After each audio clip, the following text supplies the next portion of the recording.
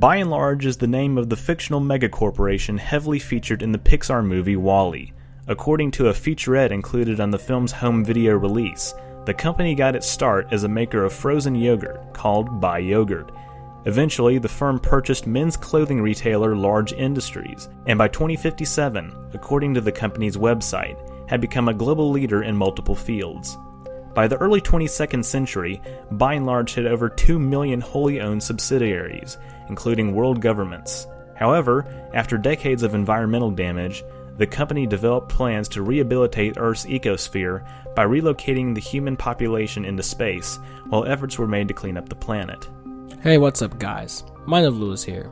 In this video, we will explore the hypothetical scenario that could have led to the formation and the expansion of this mega corporation, as well as the implications of such massive entities would have on the world affairs. The dates of By and Large's founding and its first merger are unknown, but what is likely is that early in the company's history, it operated a number of big box retail outlets similar to Walmart and Costco. It likely offered a range of products from clothing to sporting goods to groceries, tools and appliances, and more, eventually becoming a superstore able to compete on the international market. In Pixar's continuity, the earliest instance where we see the modern B&L logo other than WALL-E is Up, which is released in 2009 and likely takes place in or around that year. We also see By and Large batteries in Toy Story 3 and multiple films and short in the Cars franchise.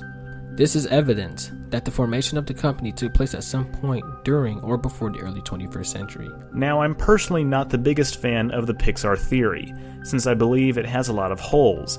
In my opinion, many of the studio's film franchises take place in separate universes. But the point is, the appearance of the company's logo in each of these Pixar features is probably indicative of their intent to establish By and Large as a major corporation during the contemporary era. Between the early 21st century and mid-21st century, nearly 700 years before WALL-E takes place, the company seems to have grown to an exponential proportions. Indeed, the rise in prominence can be mapped out in comparison to some of their closest real-world equivalents.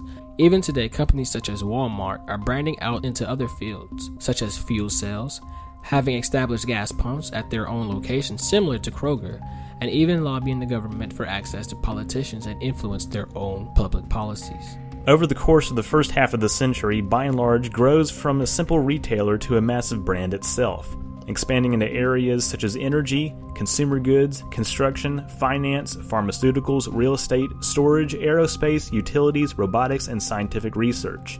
Though this list seems extensive, and is in fact only a fraction of the conglomerate's different services according to the company's historical profile, a corporation growing to this size doesn't really seem that far-fetched, especially with companies like Google expanding into medical research and self-driving cars, and Amazon expanding into package delivery and potentially superstores themselves. However, this only scratches the surface of By and Large's true extent by the year 2057, as the company establishes itself not just as a competitor, but a world leader in multiple industries. The influence over the lives of its consumer grows to an even higher degree. This more nefarious activity has its starts when By and Large, at an unknown date, makes forays into news media, joining the legacy of corporations such as Time Warner, 21st Century Fox, Disney, Comcast, Viacom, and CBS, today's Big Six media giants. By this point, By and Large controls so much of the private sector that their subsequent expansion efforts lead them to lobby for control of world governments. Though campaign finance law in many countries prevents such massive conflicts of interest to propagate, the world of 2057 is going to be much different than the world of 2018. Massive tax cuts and deregulation of the economy on a scale never seen before is what would promote such growth, as B&L's monopolistic control over the market allows them to achieve global domination. Towards the end of the century, as B&L continues to expand into every conceivable field, the toll of its manufacturing and consumeristic practices continues to take a toll on the environment.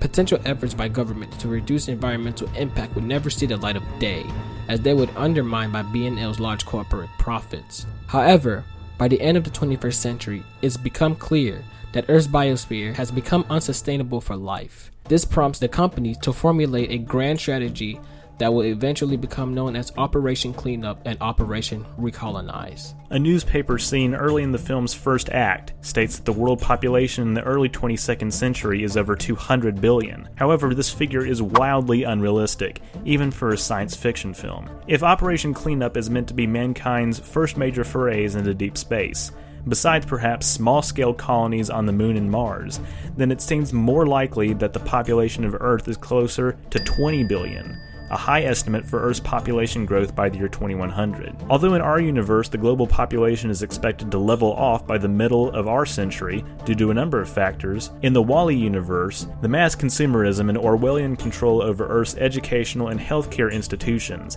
means population growth could continue at the current rate, assuming enough resources and physical space to house so many citizens.